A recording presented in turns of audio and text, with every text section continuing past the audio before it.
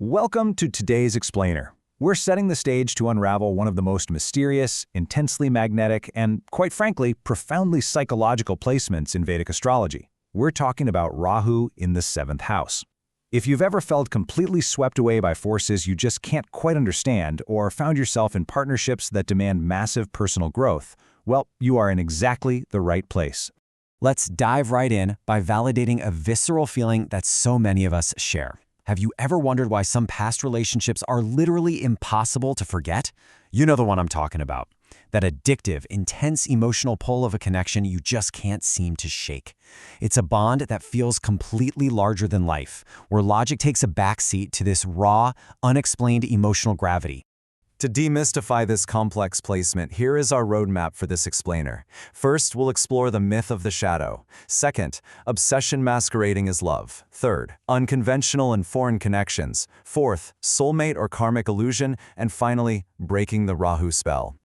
All right, let's jump into part 1, the myth of the shadow. To really get why Rahu acts the way it does, so insatiable and often chaotic in our daily lives, we absolutely have to look at its ancient origins. According to classical texts, this all begins during the Samudra Manthan, which is the churning of the cosmic milk ocean. Basically, the Devas and Asuras were churning this ocean to get the nectar of immortality. Well, a demon named Swarbanu deceptively disguised himself so he could drink this nectar.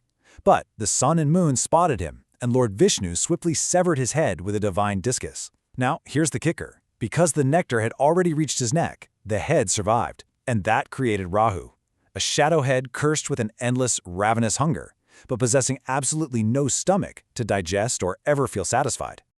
Drawing from Kunal Roy's brilliant academic research in the Academic Journal, we can really see how this mythological severed head translates into a very real celestial force. Even though Rahu is invisible, unlike the other planets, it actively shapes our amorphous destiny. It completely governs our worldly desires and material illusions, and ultimately it drives our spiritual growth through some seriously profound karmic lessons. Moving right along to Section 2, Obsession Masquerading as Love. So, what happens when you take that endless, severed head energy and drop it directly into the 7th house? That's the astrological domain of marriage, public dealings, and our most intimate partnerships. As the research perfectly notes, Rahu in the 7th disguises obsession as devotion.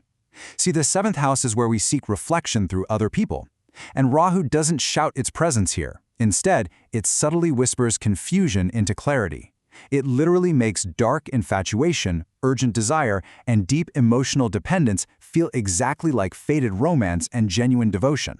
Think about the stark contrast between these two experiences. Authentic love, that's built slowly. It relies on trust, patience, and real self-awareness.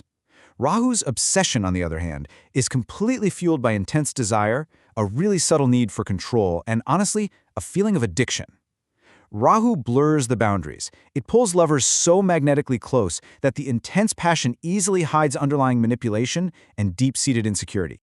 But here's the inevitable catch. What happens when time passes? Our sources explain this very predictable psychological cycle. Initially, Rahu creates this heavy, magnetic fog of fascination. But eventually, for sure, that fog lifts. And when it does, a partner who was once placed on this extraordinary, almost godlike pedestal suddenly begins to feel incredibly ordinary. This realization hits hard, often leading to profound disenchantment, a lot of restlessness, and the difficult realization that the whole initial connection was built heavily on an illusion. Let's shift gears to Section 3, unconventional and foreign connections. Now, the 7th house isn't just about dark emotional obsessions.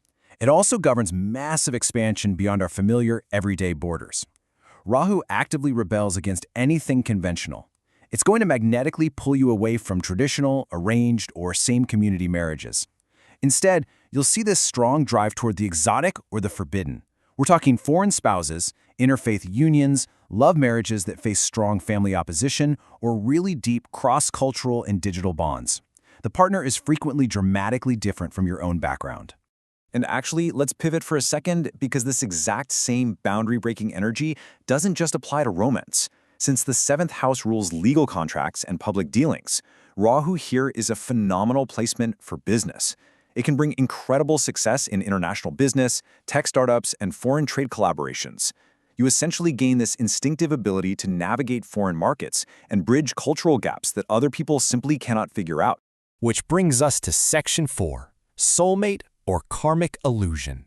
When you find yourself caught up in one of these intense cycles, you naturally have to ask yourself, is this relationship truly meant to last forever, or is it just a temporary karmic lesson designed for your personal growth?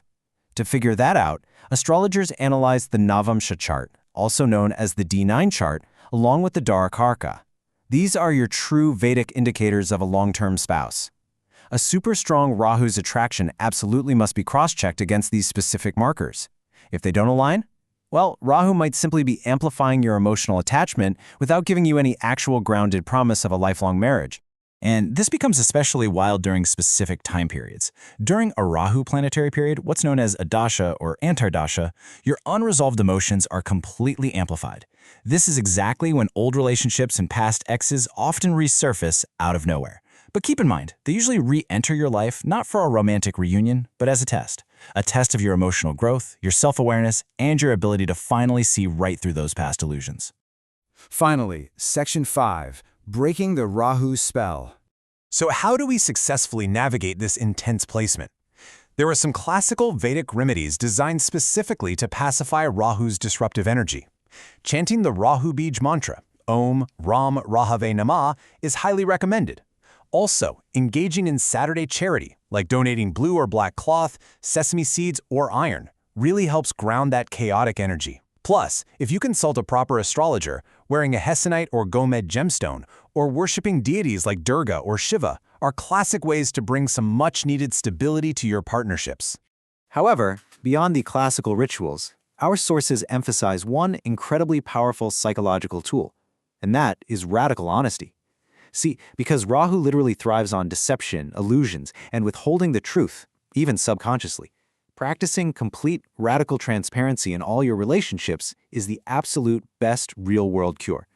Deliberate honesty directly counters Rahu's fog. Which leaves us with one final, provocative question to think about. Are you in love, or are you just under a spell? I really challenge you to reflect on your own intense bonds. Use the clarity we've unpacked in this explainer to distinguish a temporary obsession from a genuine, soulful connection. Let go of the illusion, set your boundaries, and embrace the massive transformational growth that this placement ultimately offers. Thanks for joining me today.